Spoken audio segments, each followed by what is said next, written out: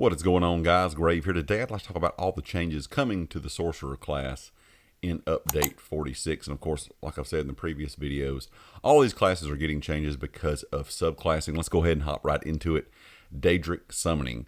General skill line, they're removing the separation of pet versus no pet builds in the skill line now that subclassing is here. Those who do not wish to interact with the pet gameplay can now replace this skill line as a whole. Many abilities in the skill line have been adjusted with this in mind. Conjuring Ward and its morphs.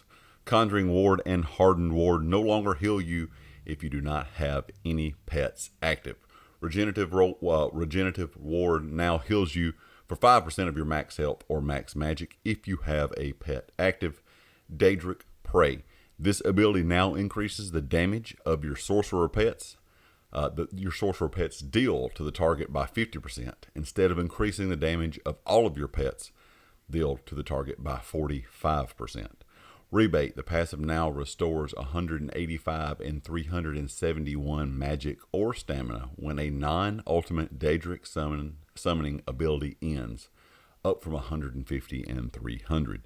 Daedric Protection. This passive now reduces your damage taken by 2 and 5% while a Daedric summoning ability is active, instead of increasing your health and stamina recovery by 10 and 20% while a Daedric summoning ability is slotted. The recovery bonuses have been merged into the Stormcalling skill line instead. Expert Summoner.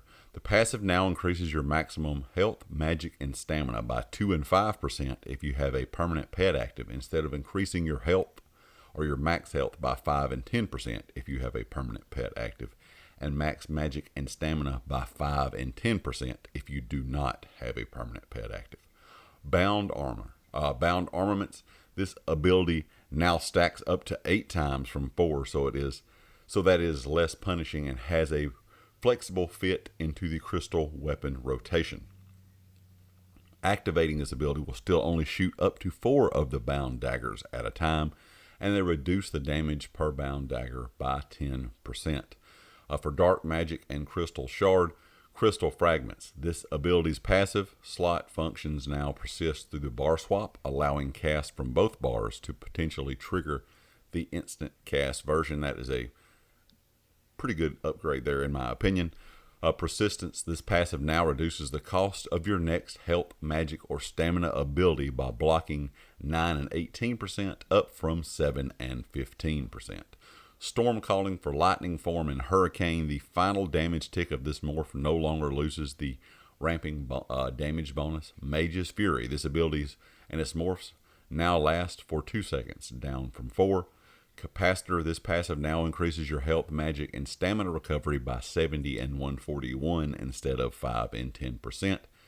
Expert Mage. The passive now increases your weapon and spell damage by 54 and 108 per sorcerer ability slotted, instead of 1 and 2% per sorcerer ability slotted. For the Sorc, it was a lot of changes from, just fixed numbers to percentages for a lot of these things. The main takeaway to me for the Sorcerer is going to be the difference of running a pet build and a non-pet build. A long time ago, if you guys have been around the game since it came out, the game kind of started out to where it was a lot of people wanted no pet builds, and so that was kind of the way everyone went. And then pet builds became a big thing. And as of late, over the last several years, pet builds are still a big thing, because in most scenarios, for most players, not all, but you get a lot more damage if you do have pets active. Of course, if you wear monster sets that allow you to have pets as well, you can just pretty much have a pet army there. And some people don't like that, some people do. Personally, for me, I use the pets. I kind of like the old school way a long time ago of having a Sorc with no pets, but that's just me.